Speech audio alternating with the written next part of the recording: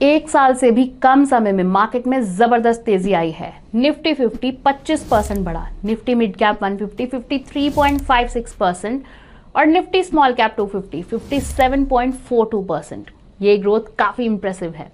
लेकिन यहाँ दो जरूरी सवाल उठते हैं। पहला, क्या आपको प्रॉफिट बुक करना चाहिए या फिर मार्केट में और पैसा इन्वेस्ट करना चाहिए? सेकंड, क्या ये रैली फंडामेंटल से जुड़ी है या फिर एक बबल है? इस वीडियो में हम आपको इन दोनों सवालों का जवाब देने की कोशिश करेंगे।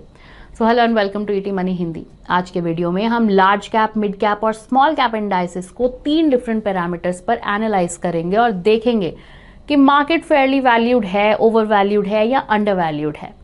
इस वीडियो में बहुत सारे इंटरेस्टिंग इंसाइट्स हैं, इसीलिए इसे एंड तक जरूर देखें। आइए पहले मेट्रिक के साथ शुरू करते हैं, प्राइस टू अर्निंग्स रेशियो।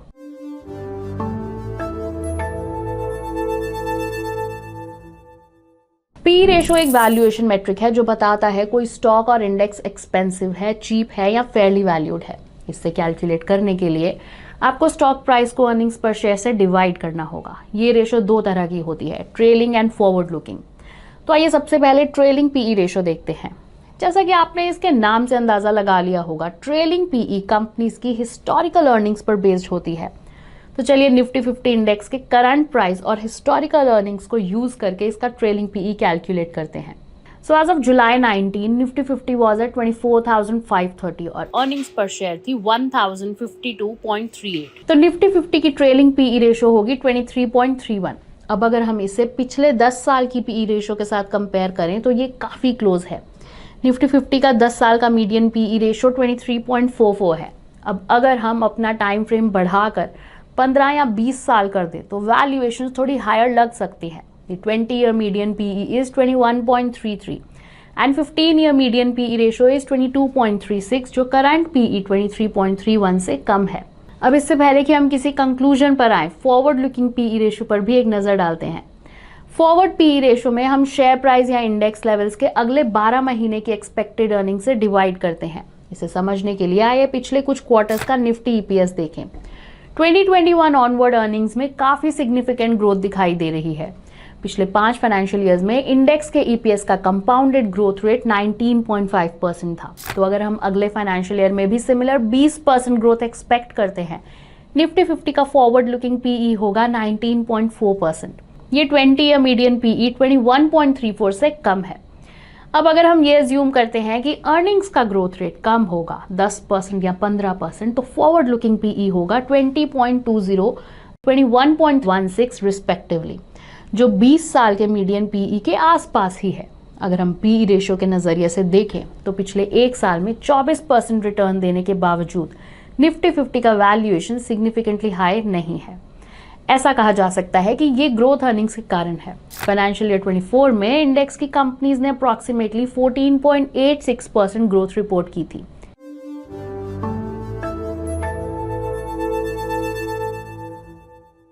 चलिए आइए अब same analysis Nifty mid cap 150 index के लिए करते हैं। ये इंडेक्स कंपैरेटिवली नया है, इसीलिए हमें इसका पीई रेशो 2019 से मिला और वैल्यूएशंस चेक करने के लिए हमने इस इंडेक्स का 5 ईयर मीडियन पीई देखा। करंटली ये इंडेक्स 42.17 पीई पर ट्रेड कर रहा है और इसका 5 year median PE is around 27। तो करंटली इसका price to earning ratio median PE से ऑलमोस्ट 56% हायर है। Clearly mid cap companies higher valuations पर ट्रेड कर रही हैं। इफ यू डिग डीपर, यहाँ एक इंटरेस्टिंग ट्रेंड है। मार्च 2022 और मार्च 2024 के बीच मिड कैप इंडेक्स अपने मीडियन पीई के आसपास ट्रेड कर रहा था, बट अप्रैल 2024 से वैल्यूएशंस में एक सिग्निफिकेंट जंप आया। अगर हम इंडेक्स का परफॉर्मेंस 1 अप्रैल 2024 और 19 जुलाई 2024 के बीच देखें, इट्स अप बाय 15.08%। बट यहाँ एक प्रॉब्लम है, करीब 3 महीनों में 15% रिटर्न के कारण वैल्यूएशंस इतने ज्यादा नहीं बढ़ सकते। That is 56% higher than long term median PE. Now as we know, PE stock price को अर्निंग्स पर शेयर से डिवाइड करके कैलकुलेट किया जाता है। तो यहाँ 2 पॉसिबल सिनेरियोज हैं। पहला, स्टॉक प्राइस बढ़ा है। सेकंड, अर्निंग्स में गिरावट आई है जिस वजह से वैल्यूएशंस बढ़े हैं। अब क्योंकि स्टॉक प्राइसेस नहीं बढ़े हैं, तो आइए देखें कि क्या इन हायर वैल्यूएशंस का रीजन अर्निंग्स में गिरावट तो नहीं है। इसके लिए हम इंडेक्स की अर्निंग्स पर शेयर देखेंगे during this period, and lately index की अर्निंग्स में गिरावट आई है। फाइनेंशियल ईयर 24 की क्वार्टर 4 अर्निंग्स में सीक्वेंशियली डिक्लाइन आया है, जिसके कारण अर्निंग्स पर शेयर भी गिरी हैं और लोअर अर्निंग्स के कारण मिड कैप इंडेक्स ओवरवैल्यूड हो गया है। अब अगर हम इस इंडेक्स का फॉरवर्ड पीई देखें, mid cap space significantly overvalued लगेगी। चलिए आइए अब Nifty small cap 250 index analyse करें। मिड कैप इंडेक्स की तरह ये इंडेक्स भी रिलेटिवली नया है। यहाँ भी हमने अपने एनालिसिस के लिए 5 ईयर मीडियन पीई लिया। Currently the index is trading at PE of 30.8। Small cap companies के लिए ये एब्सोल्यूट टर्म्स में बहुत ज़्यादा नहीं है। इसका 5 ईयर मीडियन पीई 29.11 है। तो मीडियन पीई और करंट वैल्यूएशन के बीच डिफरेंस बहुत ज़्यादा नहीं है। फॉरवर्ड पीई की बात करें तो assuming 15% growth in earnings, forward PE is 26.78 और ये इंडेक्स के 5 ईयर मीडियन पीई 29.11 से कम है। स्मॉल कैप्स का valuation does not appear to be high. आइए इसका रीजन जानने के लिए स्मॉल कैप कंपनीज की अर्निंग्स ग्रोथ देखें। और मिड कैप्स की तरह यहाँ अर्निंग्स में गिरावट नहीं है। यही रीजन है कि 57% रिटर्न के बावजूद स्मॉल कैप इंडेक्स ओवरवैल्यूड नहीं है। स्मॉल कैप्स अपने मीडियन पीई से स्लाइटली हायर ट्रेड कर रहा है। अब ये कंक्लूजन सिर्फ एक पैरामीटर पर बेस्ड है, विच इज पीई रेशो। यहाँ फॉरवर्ड पीई के लिए हमने कुछ एजम्पशंस भी किए हैं, इसीलिए वैल्यूएशन समझने के लिए ट्रेलिंग और फॉरवर्ड पीई का combination can be a good indicator. तो प्रेजेंट सिनेरियो में लार्ज कैप्स और स्मॉल कैप्स अपने लॉन्ग टर्म पीई से स्लाइटली हायर ट्रेड कर रहे हैं और मिड कैप्स ओवरवैल्यूड हैं। आइए अब अगले मेट्रिक पर आते हैं, Shiller PE of the index. इससे पहले कि हम आगे बढ़ें, अगर आप ये वीडियो अभी भी देख रहे हैं तो आई एम श्योर आपको ये कंटेंट इंटरेस्टिंग लग रहा है, इसीलिए हमारे चैनल को सब्सक्राइब करना ना भूलें और बेल आइकन भी प्रेस कर दें।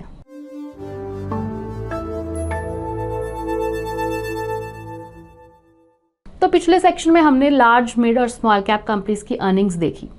रीसेंट पास्ट में इन अर्निंग्स पर कुछ अनप्रिडिक्टेबल इवेंट्स का असर हुआ, जैसे wars, high interest rates, inflation, fear of recession and so on. ऐसे फ्लक्चुएशंस को ध्यान में रखते हुए इन्वेस्टर्स अक्सर cyclically adjusted price earnings CAPE ratio use करते हैं, जिसे शिलर पीई रेशो भी कहा जाता है। ये पीई रेशो बिजनेस साइकिल्स और इन्फ्लेशन एडजस्ट करके निकाली जाती है। इसे कैलकुलेट करने के लिए लास्ट 10 ईयर्स की average inflation adjusted earnings use की जाती है। अब इंडिया के कॉन्टेक्स्ट में हमें ये डेटा सिर्फ एक ही वेबसाइट पर मिला, सिबलिस रिसर्च, जो इसे सेमी एनुअली पब्लिश करती है। सो लेटेस्ट डेटा दिसंबर 2023 तक अवेलेबल था और तब निफ्टी 50 का शिलर पीई 34.87 था। निफ्टी 50 का पिछले 7 सालों का एवरेज शिलर पीई रेशो अराउंड 28.5 है। अब अगर हम इसे रिसेंट रेशो के साथ कंपेयर करें तो इंडेक्स ओवरवैल्यूड लगेगा, बट ये डेटा दिसंबर 2023 तक का है एंड सिंस देन निफ्टी करीब 13% बढ़ा है। तो अगर हम एग्जिस्टिंग ट्रेंड के हिसाब से देखें without considering earnings, current PE ratio around 39.4 होगा, जो एवरेज वैल्यूज से और भी हाई है। भले ही ये सिंपल पीई रेशो का इम्प्रूव्ड वर्जन है, इसे अर्निंग्स के साथ देखना बेटर होगा। और क्योंकि ये डेटा लैग के साथ मिलता है, ये latest corporate earnings factor in नहीं करता, तो हो सकता है आपको एक्यूरेट पिक्चर ना मिले अगर अर्निंग्स में रैपिड ग्रोथ या डिक्लाइन हुआ है। आइए अब अगले मेट्रिक की बात करते हैं, the market cap to GDP ratio.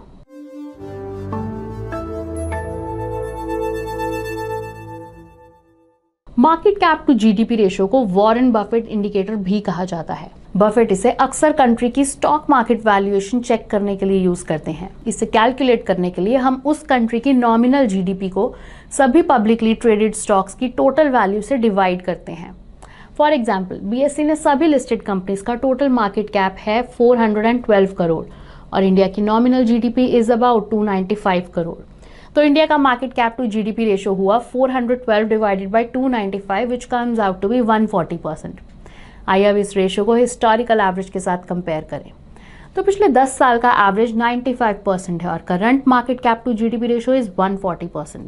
2020 में 10 ईयर लो वॉज 55%। मतलब करंट रेशो हिस्टोरिकल एवरेज से काफी ज्यादा है और हायर एंड पर है। रिसेंटली बिजनेस स्टैंडर्ड न्यूज़पेपर ने भी सिमिलर एनालिसिस रिलीज किया। According to the report, current ratio all time high ratio से थोड़ी ही कम है, जो दिसंबर 2007 में 149.4% थी। 2024 के इकोनॉमिक सर्वे में भी सिमिलर ऑब्जर्वेशन है। इट सेज पिछले 5 साल में ये रेशो सिग्निफिकेंटली बढ़ी है। फाइनेंशियल ईयर 2019 में 77% से बढ़कर फाइनेंशियल ईयर 24 में ये 124% पर थी। During the same time period China का market cap to GDP ratio marginally बढ़ा 60% से 61% और ब्राजील का रेशो 65% से गिरकर 44 पर आ गया। सर्वे की माने तो high market cap to GDP ratio market instability का एक इंडिकेटर है और इस मेट्रिक के बेसिस पर इंडियन मार्केट अपनी हिस्टोरिकल एवरेज और पीयर्स से प्रीमियम पर ट्रेड कर रही हैं।